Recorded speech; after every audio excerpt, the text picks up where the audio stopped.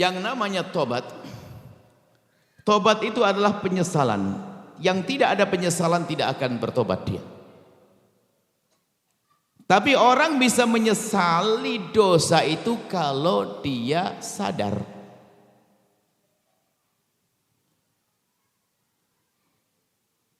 Dan orang bisa sampai kepada kesadaran kalau dia menghadirkan renungan. Artinya langkah pertama untuk tobat itu adalah kita merenungi tentang keadaan kita. Jujur, mata kita sehari ini melihat apa? Kita merenung. Lisan kita ngomong apa? Yang di hati kita apa sih yang bergolak? Apa yang kita merenungi diri kita. Dan kita harus bisa dong. Kita harus buat catatan-catatan semacam itu. Jangan sampai kita merasa tidak punya dosa, sebab dosa yang paling dosa adalah manusia berdosa tapi tidak pernah merasa dosa. Ini repot orang begitu. Tapi baginda Nabi merasa bersalah padahal tidak salah. Oh, itu hebat. Sehingga beliau perlu istighfar 70 kali dalam sehari bukan karena kesalahan mereka. Orang pangkat tinggi bukan dosa tapi beristighfar. Hanya gara-gara terlambat tidak bisa tahajudan bangun malam, pagi nangis dia. Istighfar karena apa? Dia merasa bahwasanya semalam tidak bisa melakukan sunnah tahajud.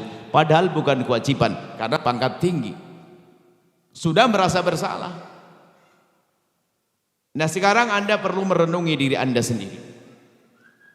Dan di saat Anda menemukan sudah sampai derajat Anda sadar bahwasanya kita melakukan dosa itu, supaya Anda tidak putus asa, gantungkan harapan Anda dengan kasih sayang Allah. Langsung Anda lihat Allah Maha Pengampun dan Allah Maha Pengasih. Supaya Anda tidak menunda tobat. Sebesar apapun dosa seorang hamba, sungguh mudah bagi Allah untuk mengampuninya. Maka kami sampaikan kepada siapapun yang hadir di sini, jika memang Anda pernah melakukan dosa, bahkan mungkin dosa-dosa, bahkan dosa-dosa besar, ingat, sebesar apapun dosa yang Anda lakukan, pengampunan Allah lebih agung dari itu semua, dengan catatan Anda menyadari itu semua dan Anda memohon ampun kepada Allah. Sederhana, at-taibu minadz-dzambi kaman la dzambalah. Maka segera bergegaslah, jangan sampai dicabut nyawa kita sebelum diampuni.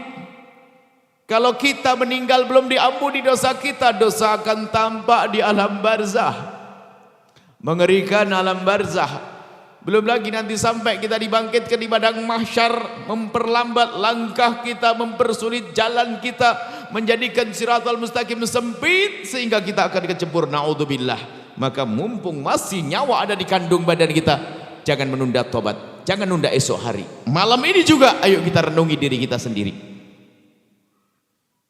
Makanya jangan sibuk ngurusi dosa orang, merepotkan kita. Sibuklah dengan kesalahan pribadi, sibuk dengan kesalahan diri. Ingat banget memohon ampun kepada Allah setiap saat, dan istighfarlah istighfar yang serius, istighfar atas dasar kesadaran kalau kita pernah melihat yang haram, berucap yang haram, ada melakukan yang haram, lalu kita memohon kepada Allah, astaghfirullahaladzim, ya Allah ampuni aku, ya Allah wahai Zat yang Maha Agung. Pastikan Anda sudah bisa. Ambil tempat yang sepi nanti malam, ambil air wudhu, lakukan sholat 2 rakaat.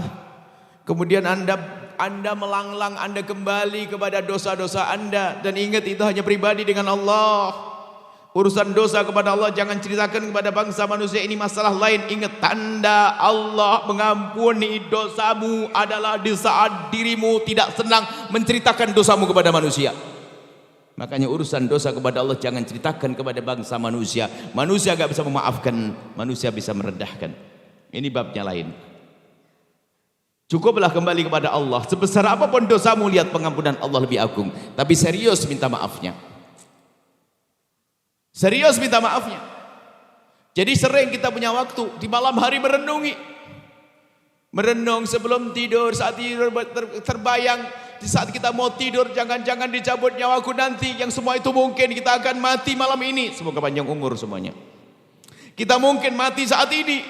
Takutlah jika ternyata dicabut nyawa kita masih ada dosa-dosa yang belum diampuni oleh Allah. Kalau dosa belum diampuni artinya akan tampak di saat kita berada di alam barzah. Tapi sebesar apapun dosa seorang hamba, kalau dia serius minta ampun kepada Allah, Allah janji akan mengampuni. Dan Nabi menjelaskan, at-taibu minadz-dzambi kaman la dzambalah. Orang bertobat dari dosa seperti orang tidak punya dosa. Masuk alam barzah terang. Jadikan alam barzahmu terang, jangan gelapkan dengan dosa. Dan jangan berkata tidak punya dosa.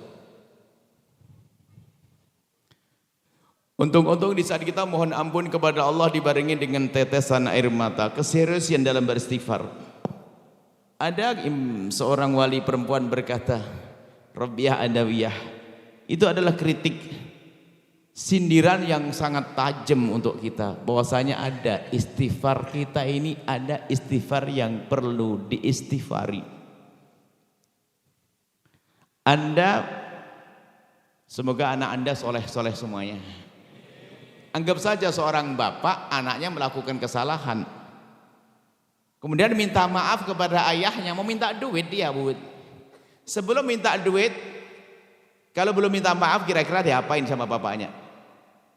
Ya malah kalau sudah merasa bersalah, punya hajat dengan bapaknya, ngapain adabnya? Minta maaf dulu kan? Abang mohon maaf. Setelah dimaafkan baru minta. Belum dimaafkan minta, bah minta duit, kurang ngajar kau, salah belum sadar, gitu. Atau dia minta maaf, tapi apa? Ayahnya di situ, dia minta, ya maafin saya ya. Kurang ngajar bener ente ini, minta maaf, mukanya kau buang ke sana.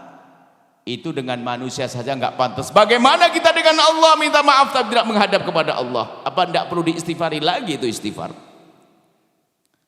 Pastikan Anda sesaat saja Anda menghadap kepada Allah, astaghfirullahaladzim, yang itu ya Allah, astaghfirullahaladzim, yang itu ya Allah. Anda sebut dosa-dosa Anda di hadapan Allah.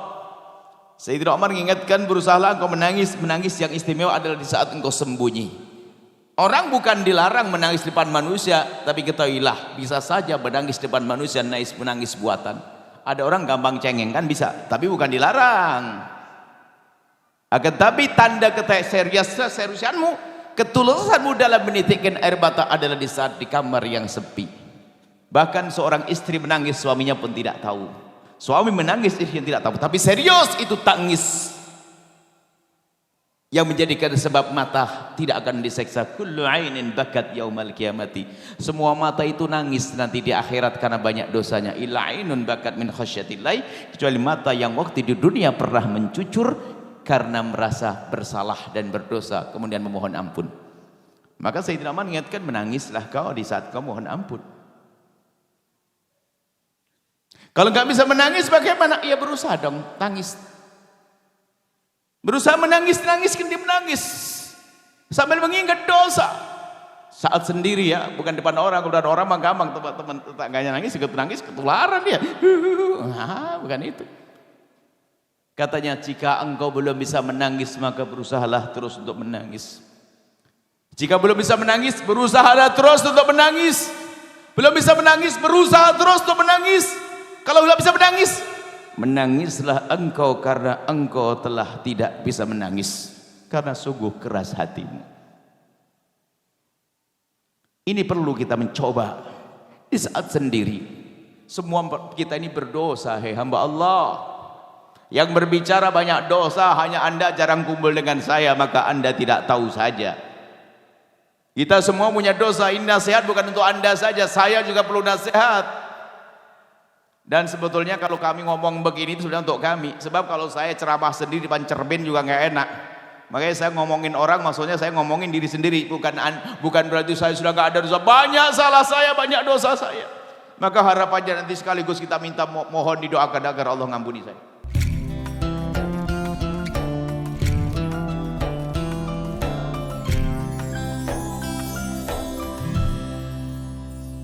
Sahabat Al-Bahjah TV, setelah menyaksikan video ini, jangan lupa bersolawat kepada baginda Nabi Muhammad. Shollu ala Nabi Muhammad. Allahumma sholli alaihi wa ala alihi wa sahbihi.